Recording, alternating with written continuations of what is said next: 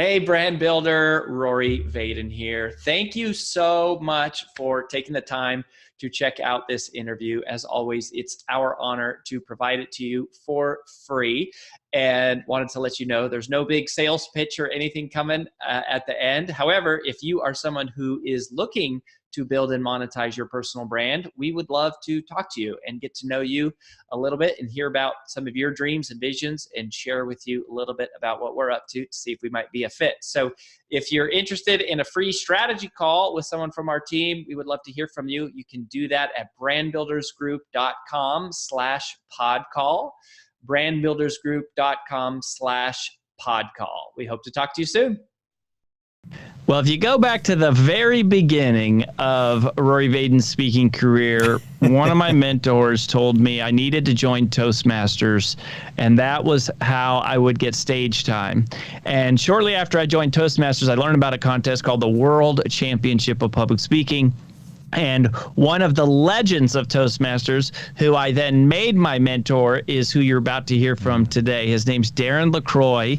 He was the 2001 world champion of public speaking for Toastmasters, but he was one of my personal mentors early in my career. In fact, if you come to our world-class presentation craft event, and then I start talking about humor, I share the story of how I spent my last $1,000 on buying a ticket to Darren's class and then buying an airplane flight to go see him in California in a hotel. It was like the last I had in my checking account as I was coming out of graduate school. And it was the best thing that I ever did. Darren's training on humor, which is not the only thing he talks about. He teaches all sorts of things around presentations, mechanics, and business. And we'll talk about Stage Time University and some of the other things that he's got going on. But that commitment to come and spend a few days with him changed my entire career. And the things that I learned from Darren have stuck with me for years and years and years, and we've never actually made the time to go back and do an interview. And I saw him last week at the National Speakers Association. I said, buddy, we got to bring you on to share the secrets. So welcome to the show. Hey, thrilled to be here, Rory. And as I told you before we even started, I am so proud of you and what you've done and what you've created. There's nothing cooler to a mentor than seeing the student surpass the mentor. You have stolen the pebble from my hand. Well, I really appreciate that, man. You and Ed Tate and Craig Valentine and Mark Brown. I mean, you guys were where I really learned the craft of speaking, and specifically with you. And when I often tell your story, it most comes up just around humor, because that was the thing. Like for me, that seemed the most unrealistic. Like I knew when I said, if I'm going to win the world championship of public speaking, like you have to be funny. And I said, I'm not funny like that. So that was like this big roadblock. And also to be a professional speaker, I was like, this is going to be my biggest dilemma. Like my biggest barrier is that I'm not funny. And then I met you, and you had gone through all of this work and this research of figuring out and making it practical, of going, actually, this is a skill. It's not just talent. So do you still believe that? I know it's been 20 years since. Oh, absolutely. I believe it more than ever. That's the one thing. You're either born funny or you're not. And that's a big myth. I remember when I first was working up the courage to ask a comedian for advice, to go through this crazy thing, because I, just like you, was not funny. I was quiet. I was shy. I had no business being on a stage. And I just decided I was at such a low point in my life, I've got to just try it, because I can't live with the regret of wondering what if. And I asked this comedian, he was a headliner, never been to a comedy show before. And I said, what do I need to do? And he asked me a question. He said, are you funny? I said, no. And he said, good. And I'm like, good? What do you mean good? And he was the one that first explained that people who are the class clown, people who are the naturally funny people, he said, that's one skill set. He said, but if you handed them a microphone and put them in front of a group of 100 strangers, they couldn't make them laugh. He said, but that skill set can be learned. I turned into Scooby-Doo. I'm like, what? He just handed me an ounce of hope. And as you know, just like I told you, number one, he said, go get the book. And I'm like, book? There's a book about stand-up comedy? And so, yeah, of course his book's about everything, but I wasn't thinking that way. And you and I both got the book by Judy Carter, Stand-Up Comedy, the book. And going through the exercises, I realized comedians don't want you to know that they actually go through a lot of work to get there. But what I learned was the structure of comedy, the structure of humor. And that, just like anything, can be learned. And eventually I was able to find a way to make it work for me and my style. Mm-hmm. Yeah, well, and I did read that book as well as every other book that you recommended. And then to you me. wrote one. And then wrote one. And I actually, after I went through all those, one of the reasons that I wrote, and this is, Darren knows, but nobody else does, because my very first book, people think Take the Stairs was my first book, because we set the world up to be that way. It was my first traditionally published book, and our team, we did the huge bestseller launch and all that stuff. But I actually wrote a book called How to Be Funny to Make More Money, which was a self-published book before that. Darren remembers that was how I paid my bills in the early days. And I was disappointed with a lot of the books that I read because they weren't as straightforward and practical. They felt still artsy and not sciencey, but when you taught it to me, I felt like, there's structure here. There's a systematic process to the whole game of comedy. So can you talk about what that is? Just like what is the premise? Like, you even say that because you go, even the class clown can't grab a mic and suddenly make everybody laugh. I think that's worth everybody knowing. And so when you dive in or you think about, okay, what is it then that makes an audience laugh? And what is the work that comedians are doing that they don't want us to know about as a part of getting to that place? Yeah, I have presenters and speakers come to me like, I got to write a funny speech. How do I write a funny speech? Especially in Toastmasters around humorous speech contest time. And they're like, what's funny? What's a subject? What's a funny subject? I'm like, I don't know. I don't know your life. And just like you, when I went through the Judy Carter book, she said, what are your flaws? What are your failures? So Craig Valentine and I say, what are your failures, your flaws, and your firsts?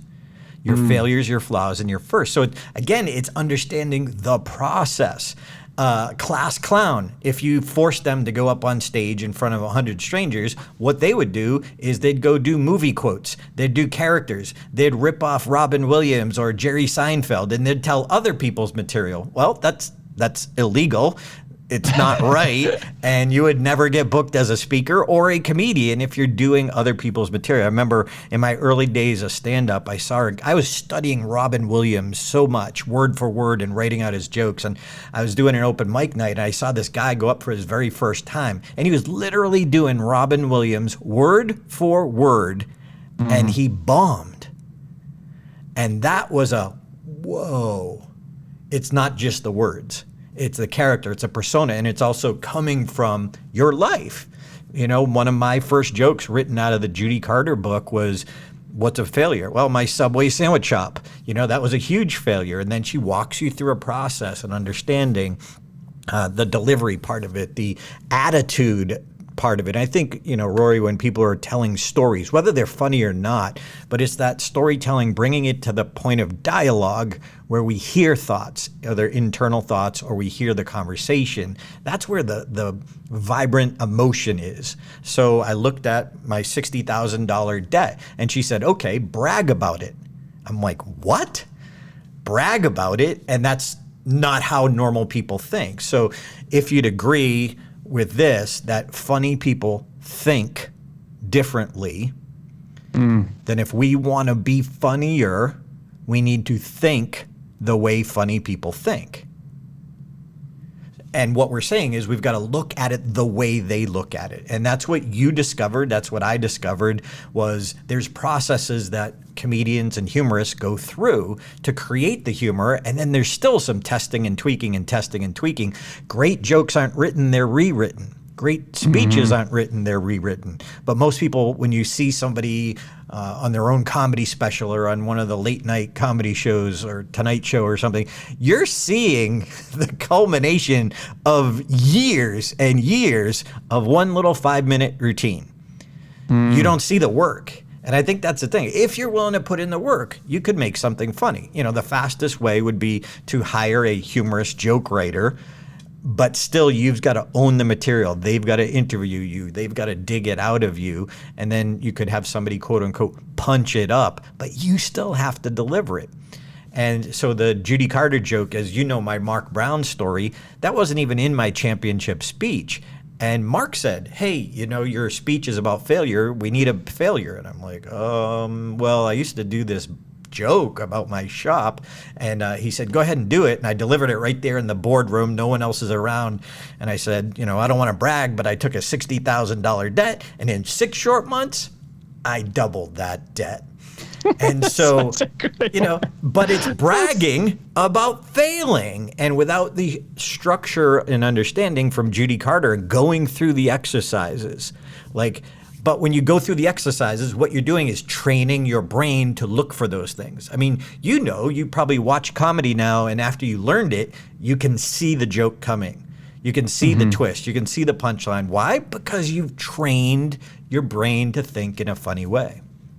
Yeah, and I think, you know, you've mentioned a couple components here that I want to draw out for everybody, because, you know, the way that I've kind of even teed up this conversation is the writing of the joke, right? Like, okay, how do you write the joke? But you've already touched on that a huge part of it is the delivery of the joke and the persona. But then there's this other part, which I think people overlook, and even I overlooked for a really long time, which is that identifying the opportunity is the first key step is to identify, oh, there's something funny here.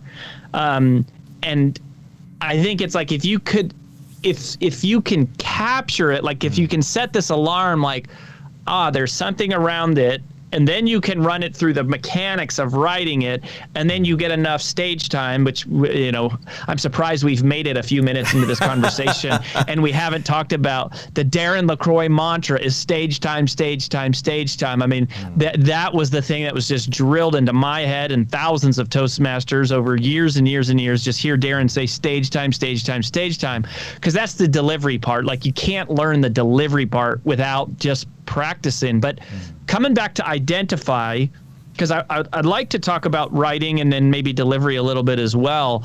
Now, you said earlier, you know, your failures, your flaws, and your first. That's awesome. I've never heard you say that before. Where was that 20 years ago when I needed? We learned that after you came through. Yeah. So, are there any other tips you have around identifying the opportunity? Because I think that's kind of what I didn't know, which I do now, and you're alluding to it, is that nobody just sits down and goes and writes this brilliant line. Right. It's a process that we take people through, and if we can go, how do we identify it? Is there anything else around, like, us noticing it?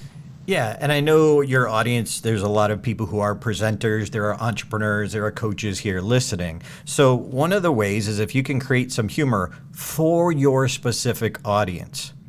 And Rory, I don't know if you knew this early on. When I came from stand-up comedy into keynote speaking, I basically had no speech. I was just, what is a humorist? So what I would do is I took my clean jokes and I turned them into corporate jokes. And then I didn't have enough content for 45 minutes. So what I did is I overcompensated and I customized about them. Because I still had a day job and I had a lot of time because I wasn't speaking that much. So what I would do, one of my secrets leading into what your question is I would always call up the clients and I would ask for 10 names of people who are being in the audience, not just the board of directors. I want the people on the ground, whatever that means in that organization or association. And I want to interview them. And what I ask them is, what are your pet peeves? And then I'll ask them, what are your frustrations? It's pretty much the same question, but it actually kind of like jumps into a little different part of their brain. Because humor, let me differentiate between comedy and humor. Comedy cuts down, humor lifts up. Comedy cuts down, means there's a victim, means we're making fun of someone. Well, you can't really do that in the corporate world unless it's the competition. That's the only exception. Then they'll love you. But humor lifts up. So when we mean lifting up, what are we talking about? Well, we're talking about a release of tension.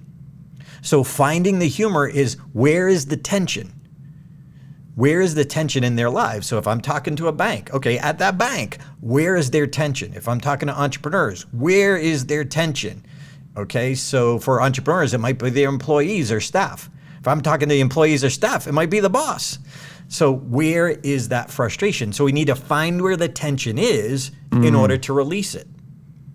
Find where it is in order to release it. And then one of my favorite principles, I don't know if I learned this before I worked with you or after, but I call it the registration desk principle. When I go to a convention or conference, when they're live, I go to the registration desk.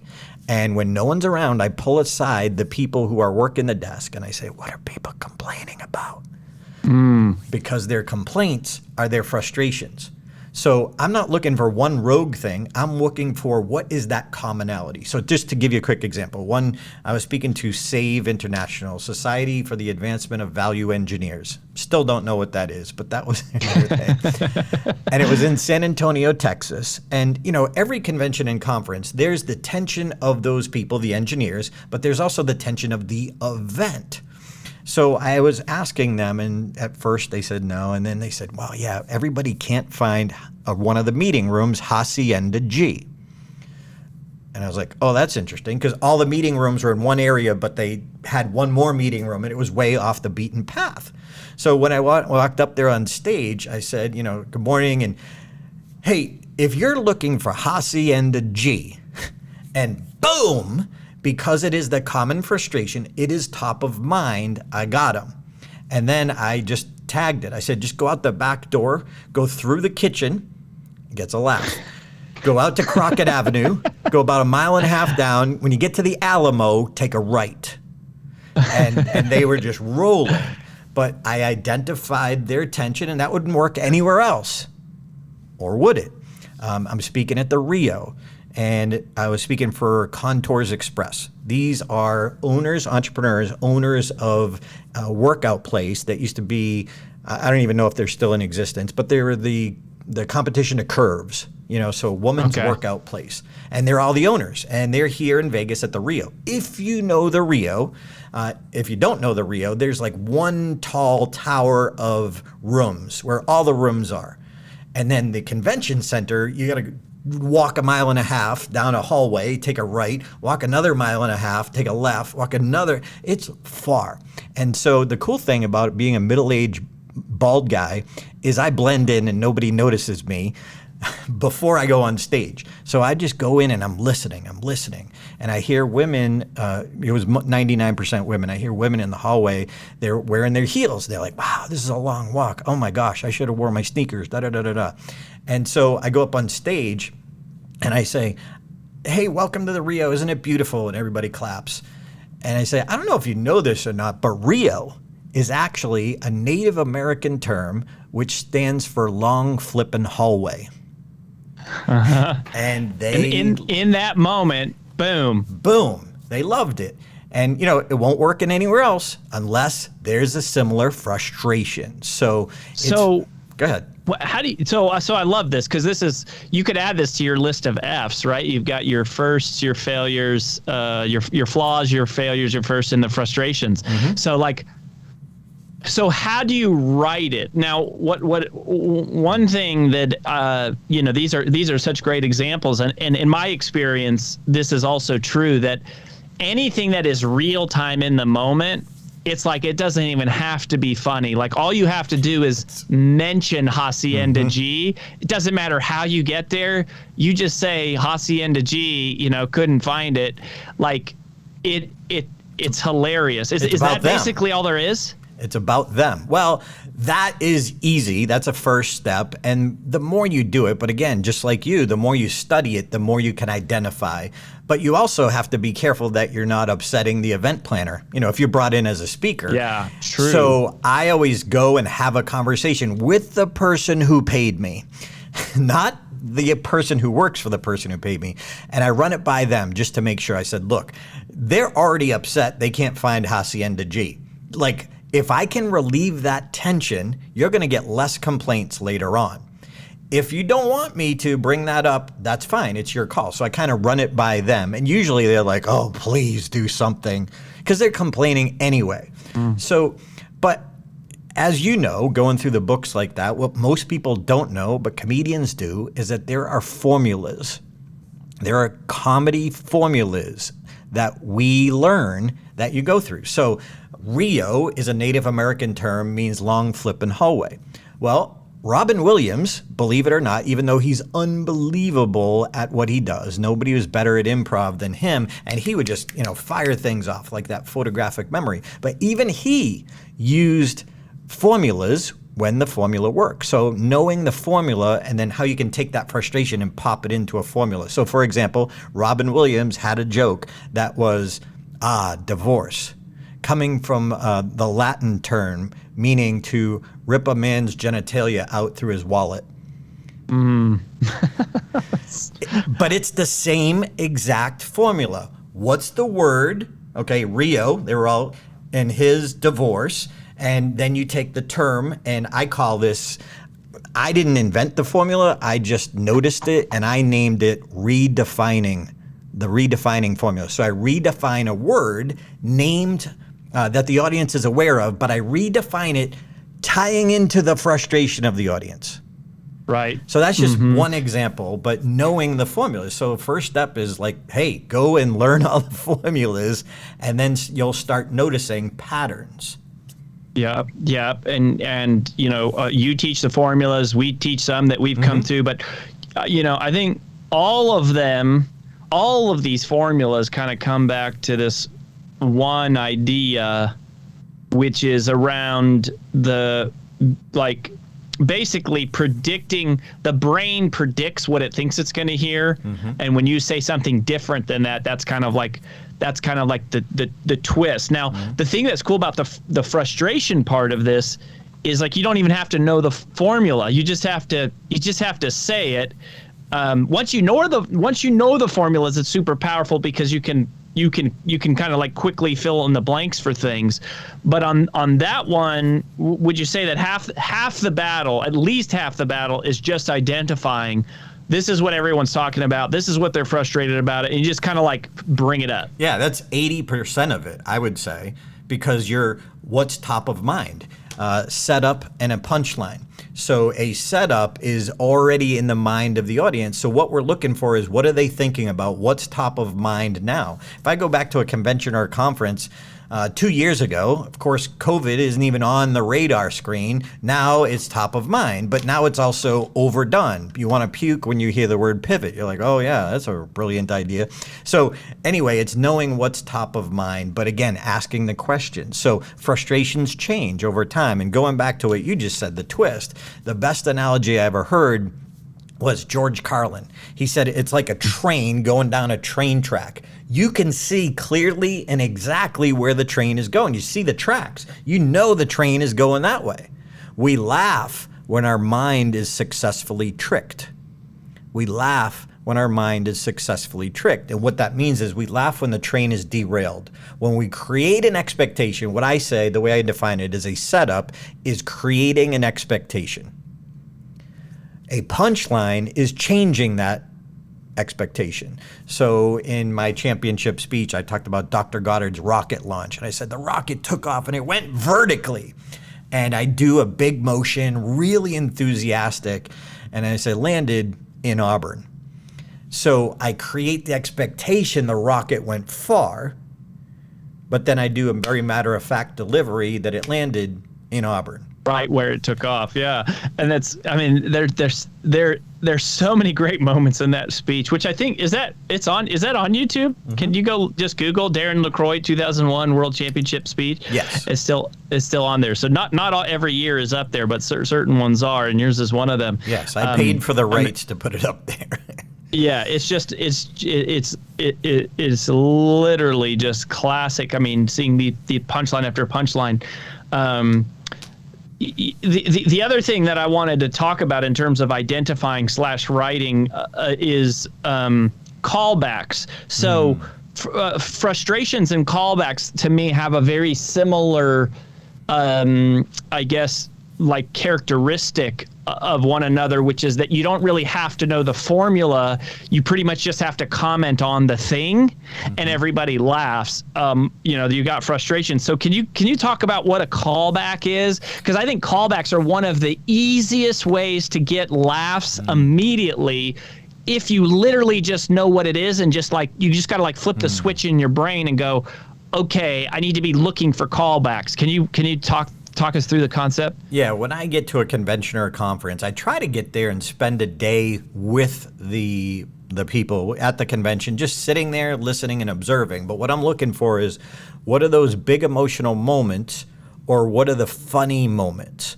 Like if a speaker has a funny line and it's lampshade, like I want to, in my speech, see if I can hide it, but then bring up lampshade, because it's got to be an automatic trigger. So a callback is literally calling back or referring back to a word or a moment. Now, we don't want to just call back to anything. We want to call back to either big emotion or big laughs. So I always, if I'm not able to be there a day ahead of time, I will literally walk around asking people, hey, what was the funniest moment? What do you remember? And I'm looking for commonality. That's the key. I'm looking for commonality. If one person thought one thing was funny, that is not enough. We're looking for that commonality. So I don't know if you were there, but in 2002, I was doing Ouch, my winning speech at the NSA convention from the main stage. And it was in Arizona, and they had this big opening pomp and circumstance, and a guy's riding in on a horse. Do you remember this?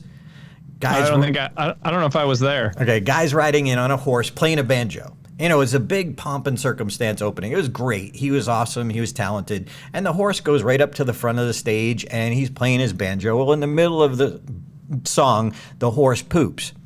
But he's got a bucket on. Man. But the horse overshoots the bucket.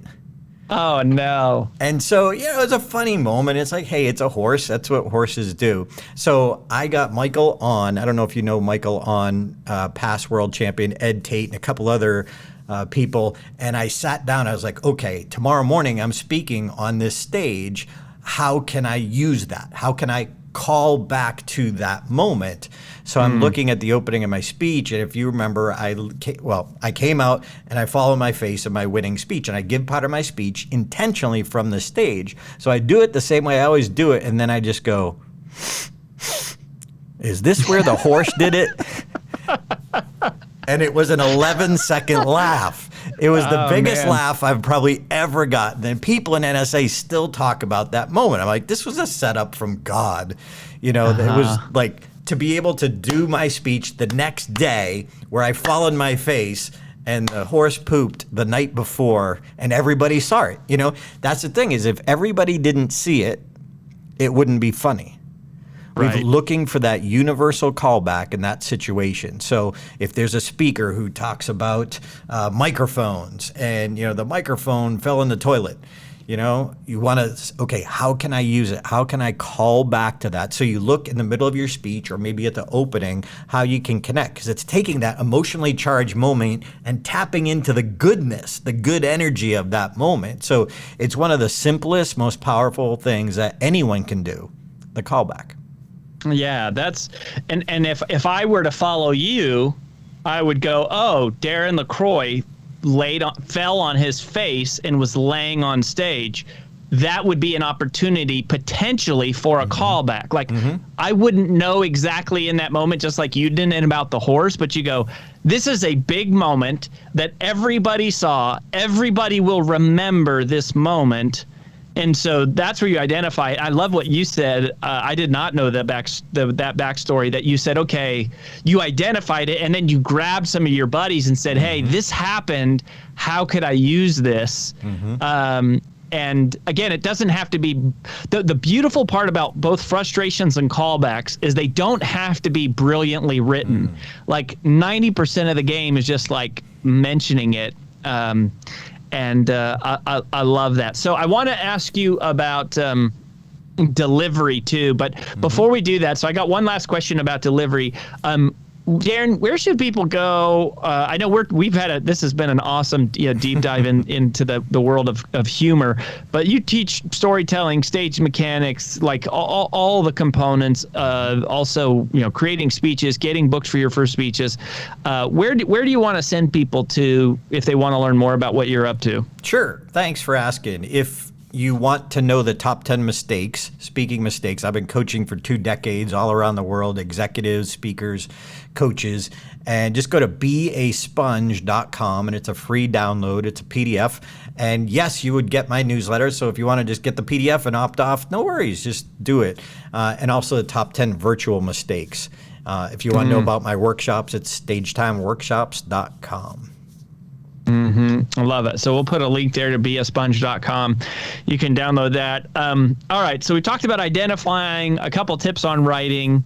When it comes to delivery, what would you say is the biggest thing that you have to know or understand about delivering the moment, like delivering the punchline, the joke, the setup, like just standing on stage and saying the bit? Yeah, to me, the biggest thing is understanding the power of dialogue. I've been a Toastmaster for 7 years in 4 clubs, worked my butt off, part-time professional, but it wasn't until I met my coach, Mark Brown, where he showed me that I was telling my stories in the past tense. What I needed to do is bring the audience into the moment.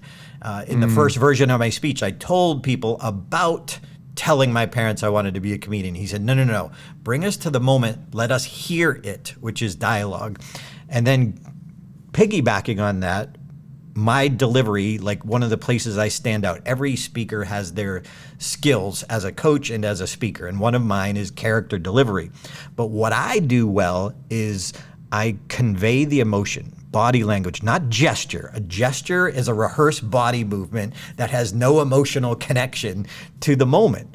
So what I teach people to do is go watch a Pixar movie, but keep an eye on the eyes of the 2-dimensional character on stage, because the shape of the eye changes with the emotion of the character. When we're delivering, we need to say it in dialogue, whether it's internal or external, but we need to convey the emotion of the moment. And then the third biggest thing is we need to show a shift of emotion. So if we're telling a story for business purposes, for entertainment purposes, the heart of the story, there's a shift in emotion. So I always get people identify the emotion at the beginning of the story and the emotion at the end of the story. And if there's no change of emotion, that's not the story. You have the wrong part. There has to be some shift and at least one character. So to show that, you can record yourself and go back and watch the recording, shut off the sound, and would you know the emotion of the character? Now, I'm animated, but that's just me and my style. You've got to do it your way in your style. But when I went home to tell my parents I want to be a comedian on stage, I was all excited. Imagine, my parents' reaction after stretching their budget to help me through college. And then I go home and I walk in the door. Mom, Dad, I want to be a comedian. I was met by silence. Ouch.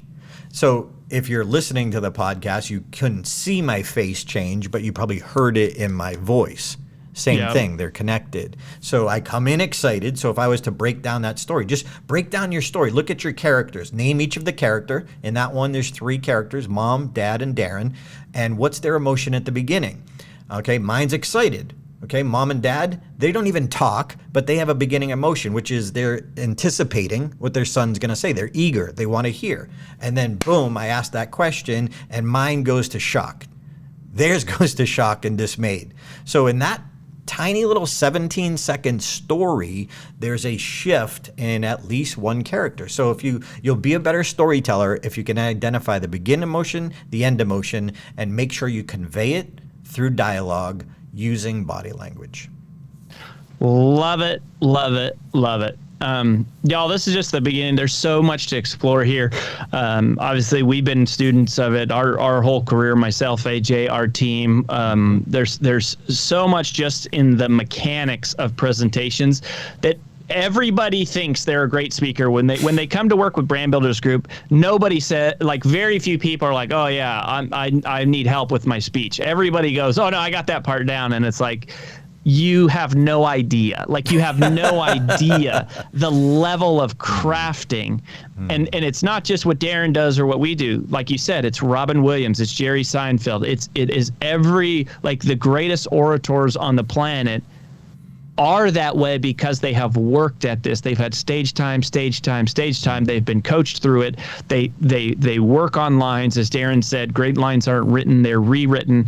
And anyways, Darren, thanks for giving us a little bit of insight into that today and some practical things that we can do to be funnier. So grateful for you, man, and the impact that you've had on my life, our life, and then, now the hundreds of members inside of Brand Builders Group that we're trying to help, go make a difference in the world through the stuff that you've taught us. And man, we just wish you the best. Thanks, buddy. Thanks for having me, and congratulations on all your success.